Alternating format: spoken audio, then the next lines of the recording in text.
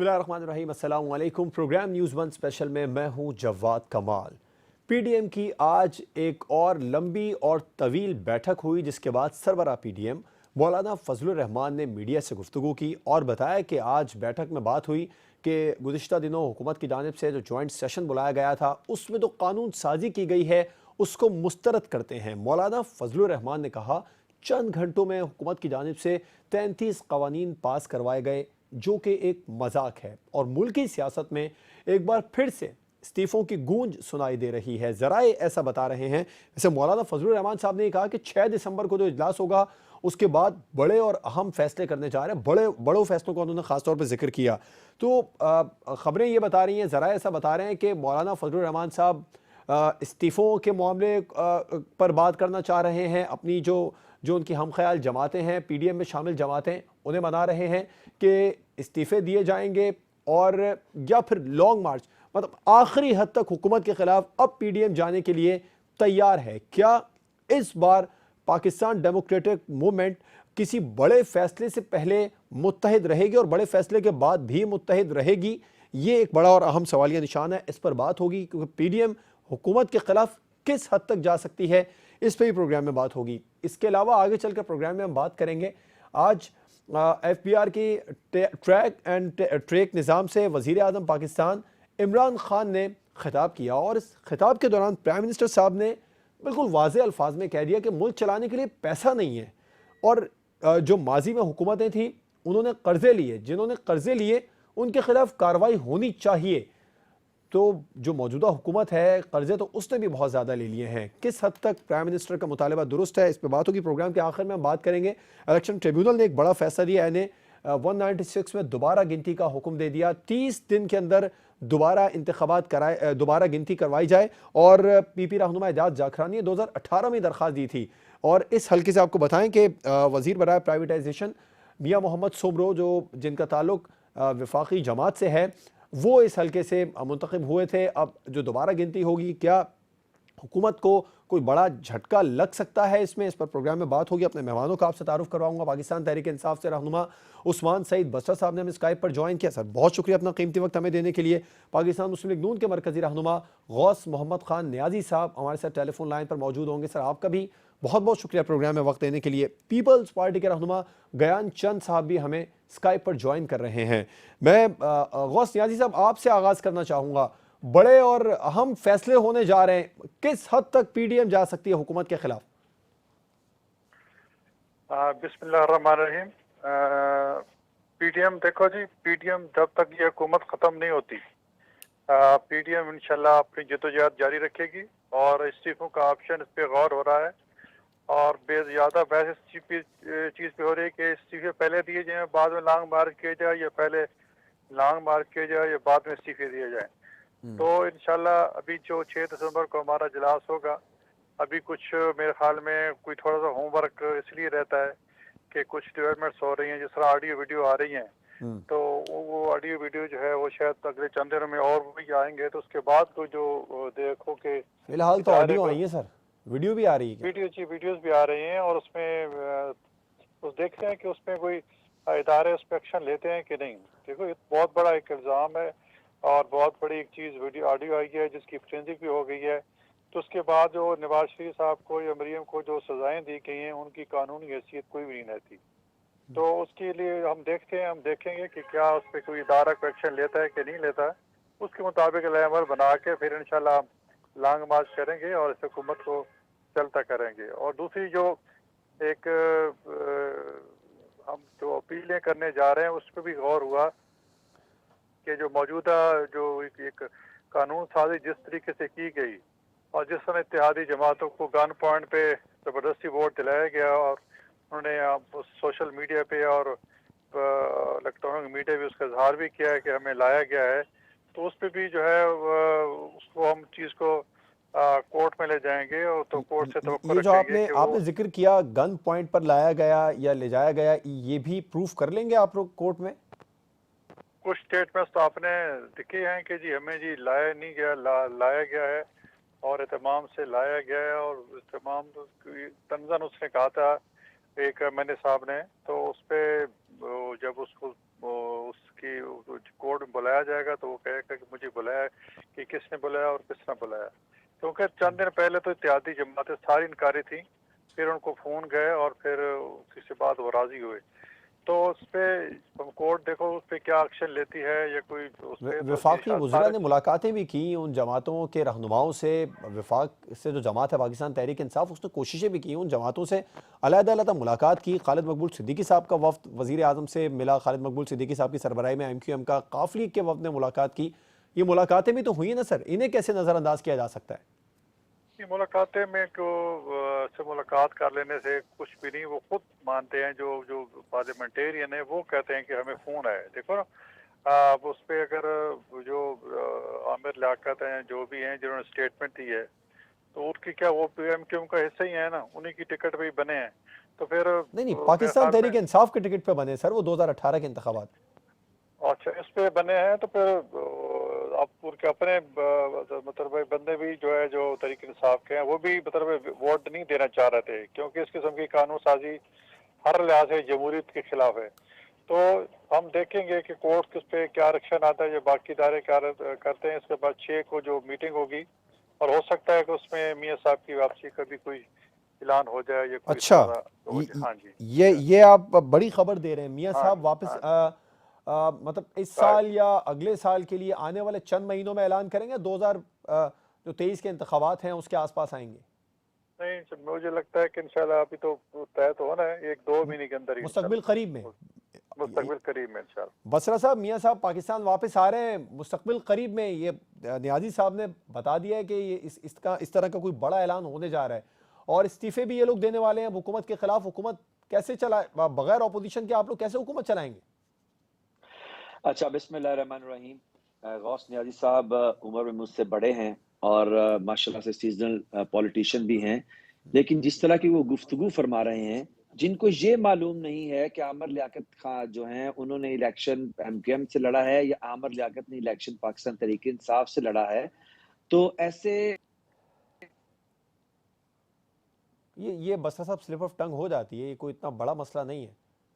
असल हाँ, में आप ये वो अपोजिशन उनके के मानते हैं सवाल कि का कोई जवाब एक देना लतीफ़ा फिर। या हाँ जी, असल मज़ाक में का उनके इस किस्म की स्टेटमेंट की बात गुफ्तगू कर रहे तो थे हो कि हम सकती है। आए नहीं, हमें लाया मैं तो गया। इसको दरको इत्नाई नहीं समझना इनकी बात के ऊपर तबसरा करने को। जी नहीं, सुन तो ले। देखिए देखिए, मसला ये है कि जब ये बात कर रहे थे मैंने इनकी बात के ऊपर एक लफ्ज नहीं बोला है। अच्छी बात यह है कि गौस मोहम्मद नियाज़ी साहब हम अपनी टर्न ऊपर बात करें। पहली बात यह है कि पाकिस्तान ये जो PDM है ये अब बन गई है पाकिस्तान डबिंग मूवमेंट। मतलब आप देखिए कि इस मुल्क के अंदर सियासत को किस इखलाकी अथाह की गहराइयों में इन लोगों ने गिरा दिया है। ये जो सारी की सारी नून लीग है, जो टेप लीग है, अगर इनमें इखलाकी जुरत है, अगर इनमें इखलाकी जुरत है, जो कि इन्होंने इखलाकियत तो ऐसी सारी सियासत की तबाह कर दी है मरियम ने, जब से वो सियासत के अंदर नमूदार हुई हैं। आप मुझे बताइए कि ये जो टेप पहले पहले ये एक जाली टेप लेके आए थे अरशद मलिक साहब की, वो दुनिया से चले गए हैं। इनको बताइए कि जब सुप्रीम कोर्ट ने कहा कि क्या आप इसको ऑन करते हैं, तो मुस्लिम लीग नून हवाखोरी करने भाग गई लंदन सारी की सारी। अब देखिए मसला ये है कि ये पाकिस्तान की सियासत के अंदर एक मस्खरों का किरदार अदा कर रहे हैं। मस्खरे भी वो जो बिलो द बेल्ट चले गए हैं, मस्खरे भी वो जिनके पास कोई नैरेटिव नहीं है। आप मुझे बताइए कि आज मैं और आप और ये पॉलिटिशियंस बैठ के ये बातें कर रहे हैं कि अगली टेप किसकी आनी है।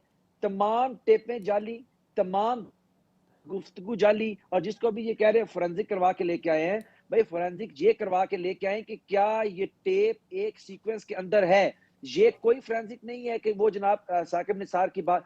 अभी आप देखें कि फवाद चौधरी साहब से लेके सोशल मीडिया के ऊपर भरा हुआ है नवाज शरीफ की जाली गुफ्तगू से, जो लोगों ने बना के यहाँ पे रखी है। इनकी सारी सियासत लोगों की जाली गुफ्तगू बनाने की है। आप मुझे बताइए, ये बड़े जमहूरियत के चैंपियन बनते हैं, इनको रत्ती बराबर भी शर्म नहीं आती। सुप्रीम कोर्ट के ऊपर हमले ये करते हैं और जजिस के खिलाफ नजेबा वीडियो ये बनाते हैं, लोगों के खिलाफ जाली बयानात लेके आके ये करते हैं। ब्रीफकेस की सियासत चले, जो अब है तो वो वो अपने कायद को वापस सुप्रीम बुला कोर्ट रहे के हैं ना, अंदर जाली ये करते बयानात को रहे हैं। छोड़ें। सुप्रीम बसरा कोर्ट पे साहब, हमले ये नियाजी करते साहब रहे कह हैं, रहे हैं अगले जजिस 2 को से 3 दबाव माह के में फोन मियां ये नवाज करते शरीफ रहे हैं, पाकिस्तान वापस आ अखबारात जाएंगे। को बंद ये करवाते रहे हैं। राइट। अच्छा बसरा साहब, मियां नवाज शरीफ वापस मुस्तकबिल करीब में पाकिस्तान आ सकते हैं। PDM इस्तीफों के ऑप्शन पर गौर कर रही है। क्या पाकिस्तान तहरीक इंसाफ एक इन तमाम तर सूरत हाल को झेलने मियाँ के लिए तैयार है?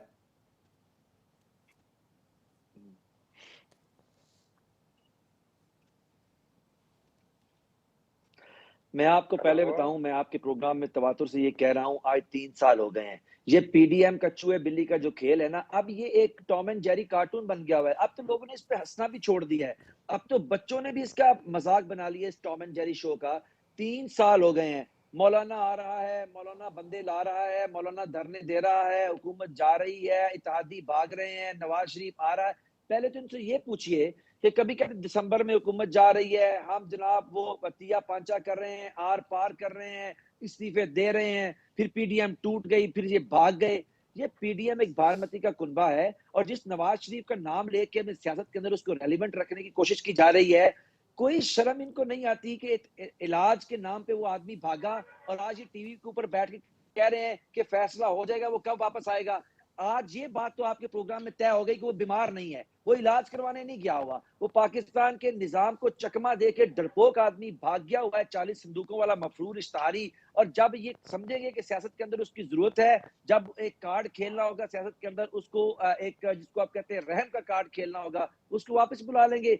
ये है टोटल नवाज शरीफ और ये है नून लीग की सियासत। अब लोगों की वीडियोस बनाते हैं, उनकी टेपें बनाते हैं जाली, जजेस को ब्लैकमेल करते हैं, बीमारी के नाम पे बाहर भाग जाते हैं। ये पाकिस्तान की सियासत में अब रेलिवेंट रहने की आए नवाज शरीफ, उसको कौन मना कर रहा है? भाई परसों क्यों आना है उसने, आज क्यों नहीं आता? आप कल लोग आ जाए, नहीं मुख्तसर वापस कीजिए बस आए। साहब, आप लोग उन्हें सबसे पहले आप वेलकम तो करने बुलाए के ना लिए मुकाबला आप। करे, साबिक जो वजीर उन्होंने उसको बुला तो ऊपर रहे हैं, नियाज़ी मुकदमात साहब है बुला उनका तो रहे हैं। सामना करे, अच्छा, झूठ को आप सजा। लोग, मियां नवाज शरीफ साहब आते हैं, पीटीआई इसके लिए तैयार है पाकिस्तान आ जाए, और ये जो पीडीएम इस्तीफों की तरफ जा रही है, लॉन्ग मार्च की तरफ जा रही है, एक बड़ी एहतजाजी तहरीक हुकूमत के खिलाफ यकीनी तौर पर आने वाले दिनों में नजर आ रही है, इसके लिए आप लोग तैयार है? मुख्तसर जवाब दीजिएगा बस साहब।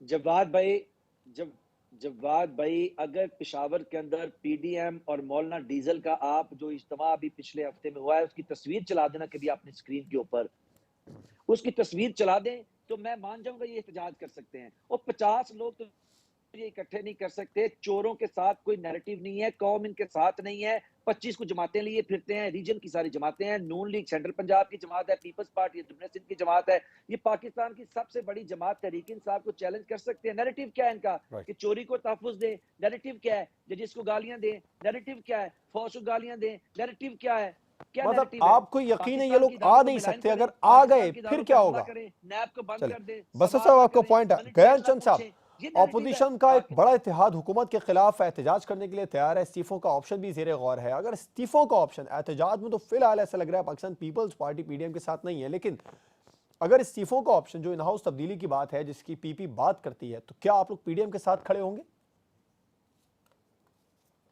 देखें, पीडीएम की जो जमातें हैं और पीपल्स पार्टी है, वो तो पार्लियामेंट के अंदर साथ है, अपोजिशन में साथ है। लास्ट टाइम पे जब पीडीएम टूटा था तो ये ऐलान किया गया था कि भाई इस्तीफा देकर फिर आगे चलना है, जिसका पीपल्स पार्टी ने कहा था इस्तीफाओं का अभी मरहला नहीं आया, न ही हमने कोई फैसला किया है कि हम इस्तीफाएं देने जा रहे हैं।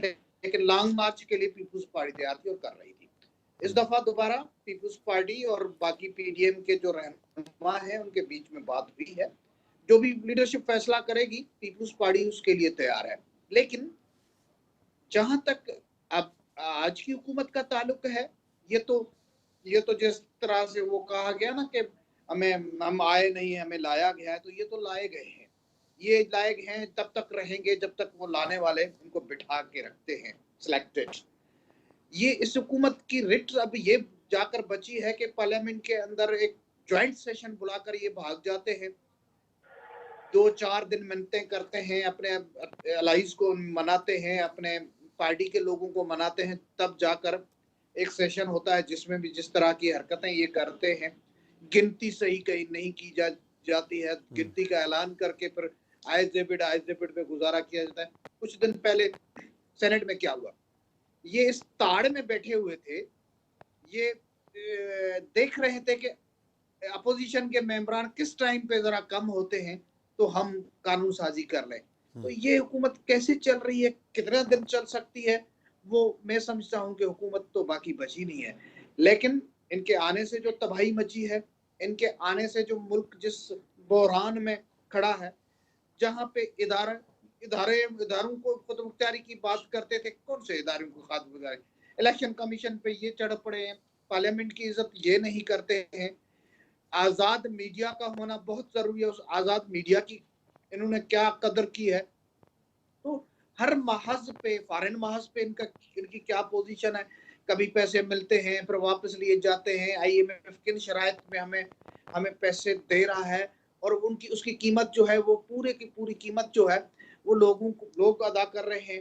ये वो कहाँ गई यूनिवर्सिटियां, वो कहाँ गए 200 एक्सपर्ट्स जो इकोनॉमी के एक्सपर्ट्स कहाँ गए, वो कहाँ गए बगैर प्रोटोकॉल के साइकिल पे चलने वाले प्राइम मिनिस्टर।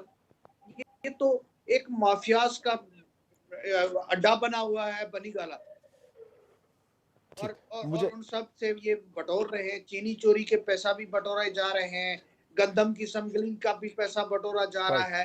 ठीक, गयान चंद साहब आपका पॉइंट है, मुझे ब्रेक पर जाना है। ब्रेक के बाद हम बात करेंगे वज़ीर आज़म पाकिस्तान इमरान खान के उस बयान की जो उन्होंने आज ट्रैक एंड ट्रेस सिस्टम के निज़ाम की इब्तिदाई तकरीब से खिताब में कहा कि मुल्क चलाने के लिए पैसा नहीं है और माजी में बहुत ज़्यादा कर्जे लिए गए, जिन्होंने कर्जे लिए उनके खिलाफ कार्रवाई होनी चाहिए। ब्रेक के बाद इस पर बात होगी।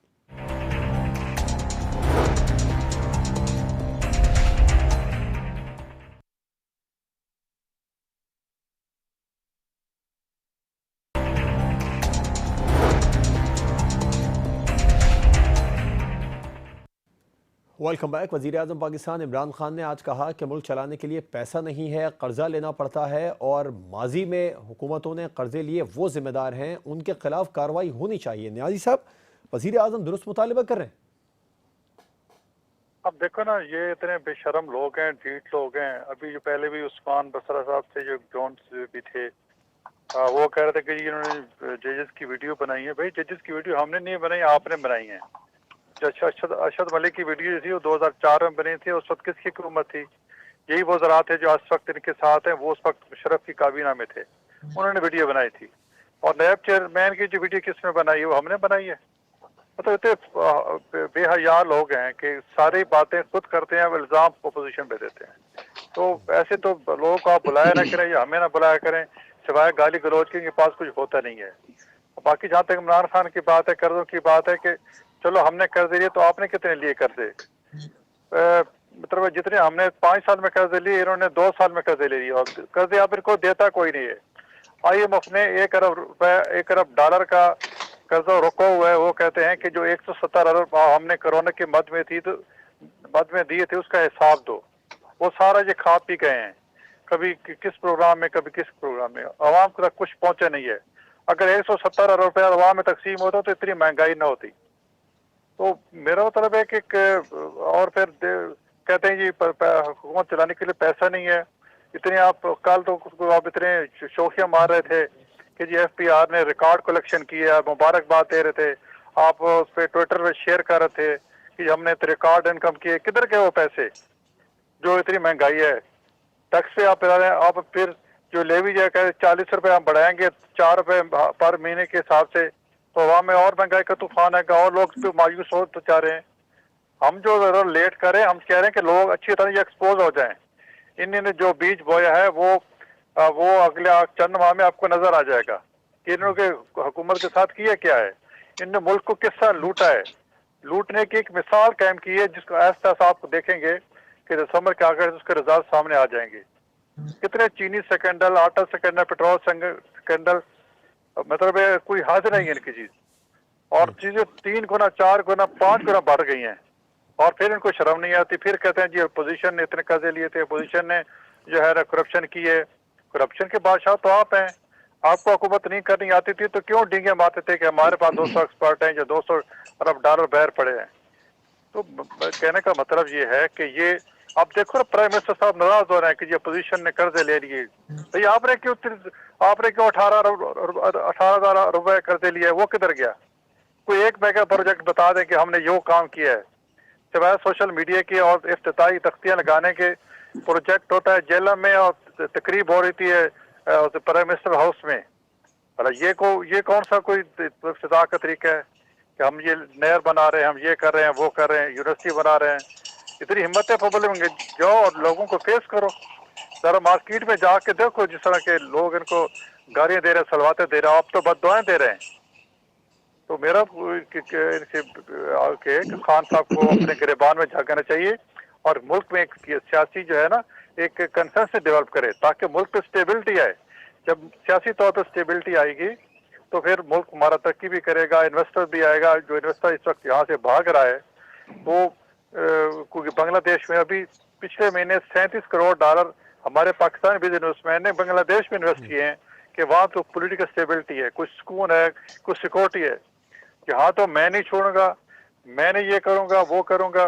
अभी कल एक जो 22-21 करेट का अफसर है, 0 करेट है, उसने एक ट्विटर पे किया है कि इन दोनों को, इनको और तालिबान को लाने में जो है ना उस पर उतने किया, उसने तंज किया इन पे कि उनको जो लाए हैं अब उनको, लेकिन ना उन तालिबान को पता है कि हुकूमत कैसे करनी है, ना पीटीआई को पता है कि कैसे हुकूमत करनी है।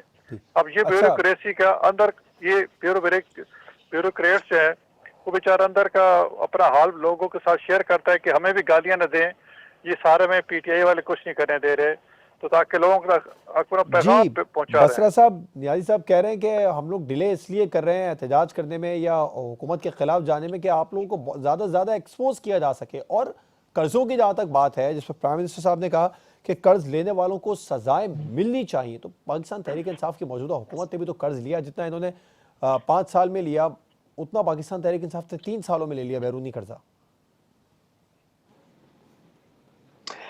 अच्छा, सबसे पहले तो जवाब आपके सामने मैं ये एक बात रखूं कि अपोजिशन को हम क्यों कहते हैं कि ये लोग कंफ्यूज्ड हैं। इनकी कोई सिमत नहीं है, इनके पास कोई नैरेटिव नहीं है, इनके पास कोई पॉलिटिकल विजन नहीं है।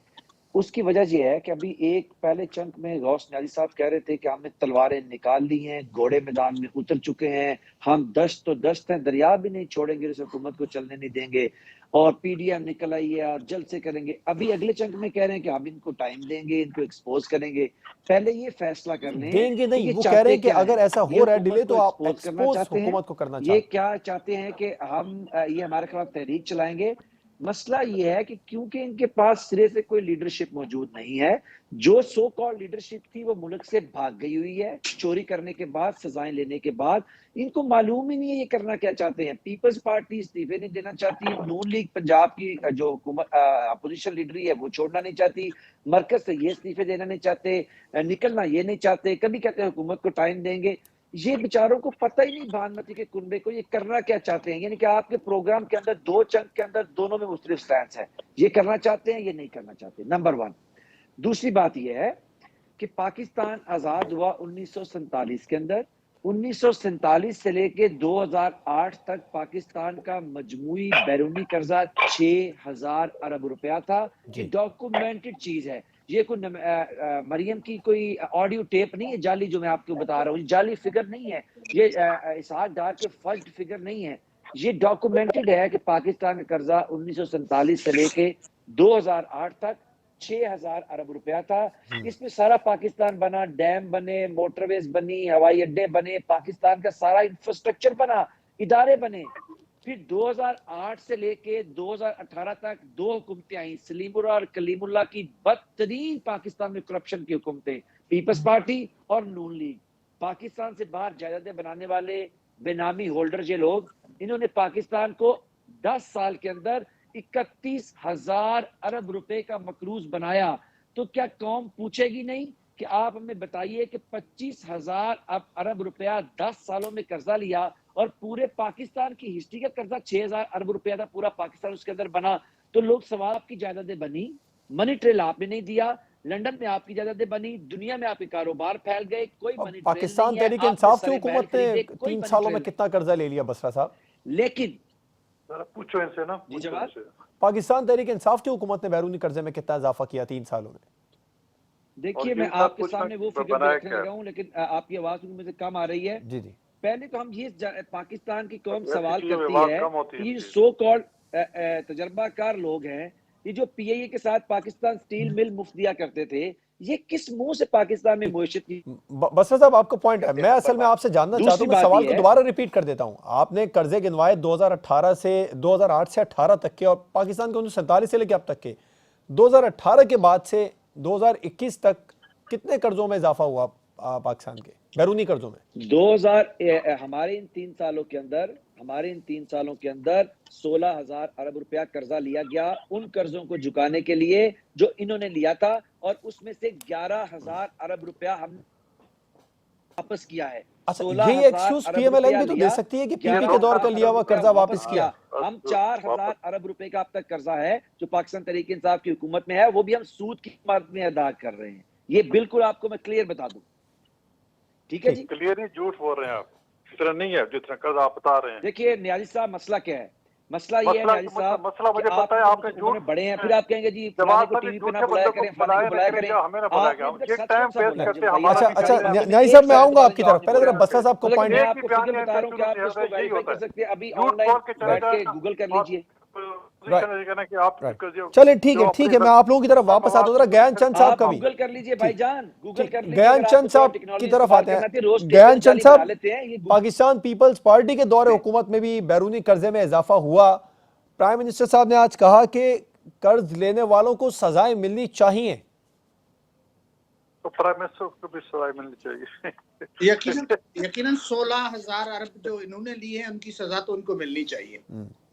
अगर 16,000 अरब इन्होंने सूद में अदा कर दिए हैं तो बाकी तो 8,000 अरब बचेंगे। तो अब ये बताएं कि इनके पास कितना कर्जा अभी हुकूमत पाकिस्तान पे है।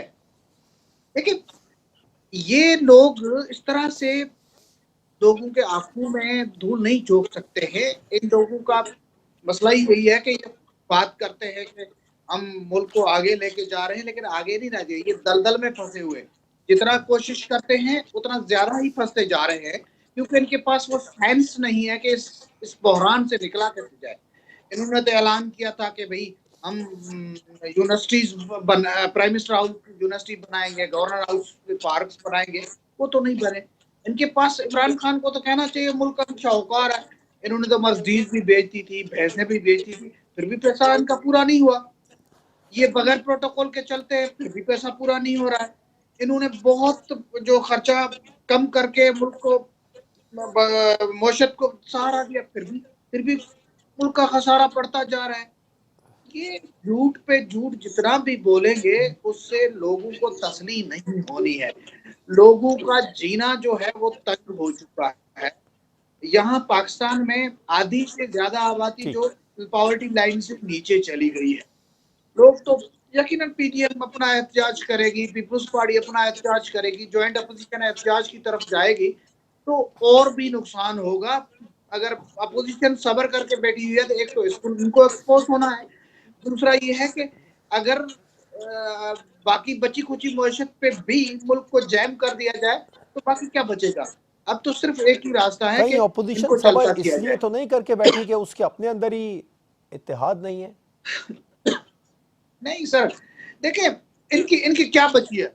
इनकी ये कहते हैं कि हम गवर्नमेंट में, गवर्नमेंट इनकी अच्छा बची ज्ञान चंद कहाँ साहब, है। मैं आपका मौके लूंगा, मुझे ब्रेक ये पर जाना है। कोई चीज कर नहीं राइट पा रहे हैं, राइट, ना बिल्कुल ठीक पार्लियामेंट है। का सेशन ढंग से बुला सकते हैं, राइट, ना कोई बिल्कुल बिल ठीक। पास ज्ञान करवा चंद साहब, रहे मुझे हैं, मुझे मैं ब्रेक पर ना जाता हूँ। ब्रेक मोशत के बाद चल रही आपको है, कंटिन्यू ना करूंगा यहीं किसी से गवर्नेंस कि चल रही है। एक तो इलेक्शन ट्रिब्यूनल ने फैसला दिया है NA 196 में दोबारा गिनती के हवाले से। हुकूमत को कितना बड़ा इस पर धचका लग सकता है? और पीडीएम जो ये इन 30 दिनों के बाद का इंतजार कर रही है, कहीं से किसी इशारा आने का इंतजार कर रही है, इसीलिए एहतजाज पर नहीं जा रही। एक ब्रेक के बाद इस पर बात होगी।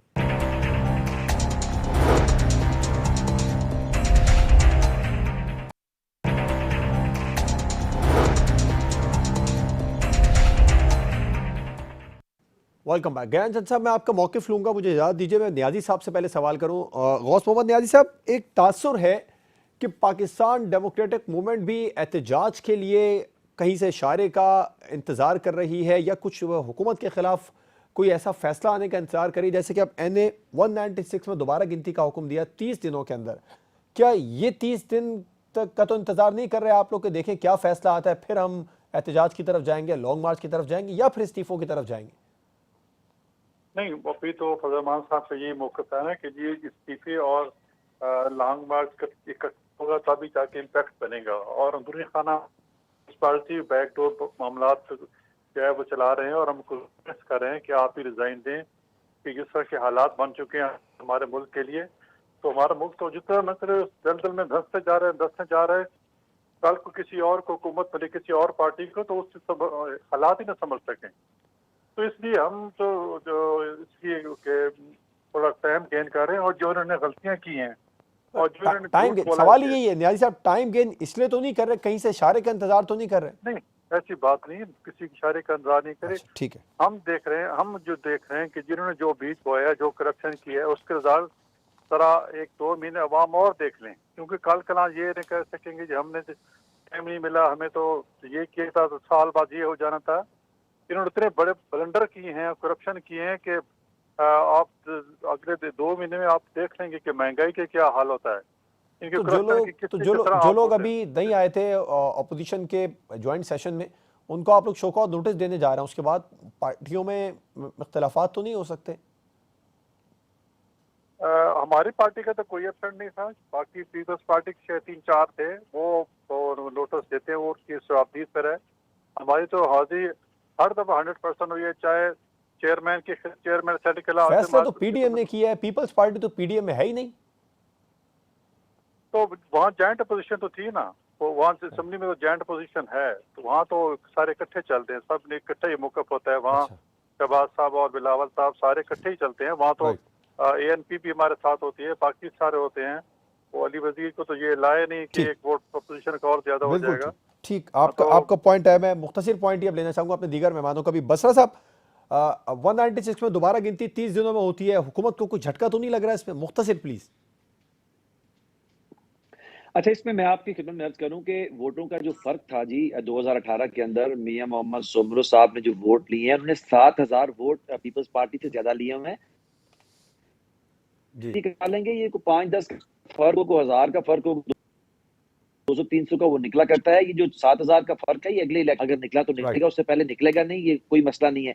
लेकिन मैं आपको छोटी सी एक बात करूं, मैं दोबारा से आपकी खिदमत में अर्ज करूं। देखिए, अभी मेरे भाई कह रहे थे मुस्लिम लीग नून के कि हमारे लोगों की हाजिरी पूरी थी। अगर इनकी हाजिरी पूरी थी तो शहबाज शरीफ क्यों कह रहे हैं कि जनाब हमारे कुछ लोग बीमार थे? अगर वो बीमार ना होते तो फिर हम देखते हुकूमत कैसे तरमीमें करती है और कानून के अंदर लेके आती है। मेरे ख्याल में मसला ये है कि या तो आज व्हाट्सएप ग्रुप काम नहीं कर रहा मुस्लिम लीग का, और कोई चीज इनको नीचे पता नहीं चल रही, और ये टीवी पे ऐसे ही बोले जा रहे हैं, कोई समझ नहीं इनको आ रही है कि हमने एहतजाज करना है नहीं करना, हमारे लोग थे कि नहीं थे। बिल्कुल आपका पॉइंट है। गयान चंद लोग हैं। पीपल्स पार्टी मुतमईन है जो ट्राइब्यूनल ने फैसला दिया है, और आप लोग पुरुमीद भी हैं कि फैसला आप लोगों के हक में आ जाएगा? देखिए, हम तो समझते हैं कि रिकाउंटिंग जो है उसमें इतना लंबा टाइम लगना ही नहीं चाहिए। रिकाउंटिंग के बाद क्या नतीजे आते हैं वो रिकाउंटिंग के बाद का मसला है। पुरुमीद है आप लोग? रिकाउंटिंग, हाँ, हम मुतमईन हैं कि कम से कम रिकाउंटिंग का तो ऑर्डर हुआ, हमारे तसल्ली के लिए तो आ गया, और हमें पता है कि मियां मोहम्मद सुमरो साहब कैसे जीते हैं। तो अगर रिकाउंटिंग फेयरली होती है तो मियां मोहम्मद सुमरो के वोट ये 7,000 क्या 10,000 से ऊपर भी इनके खारिज निकल पड़ेंगे, क्योंकि पूरे की पूरी जो ये अभी जो लाए गए हैं सिलेक्टेड जो हैं, वो कोई ऐसे तो नहीं आए ना, इनको इस तरह से लाया गया है। बिल्कुल ठीक है। प्रोग्राम का वक्त खत्म हुआ। गयान चंद साहब, गौस मोहम्मद खान न्याजी साहब, उस्मान सईद बसरा साहब प्रोग्राम में हमारे साथ मौजूद है। आप तीनों मेहमानों का बहुत शुक्रिया। प्रोग्राम आपने देखा नाजरीन, महंगाई के इस शदीद दौर में अपोजिशन हुकूमत के खिलाफ एक बड़े एहतजाज की तैयारी कर रही है, जो हुकूमत के लिए नेक शुगुन नहीं है। इजाज़त दीजिए, अल्लाह हाफिज़।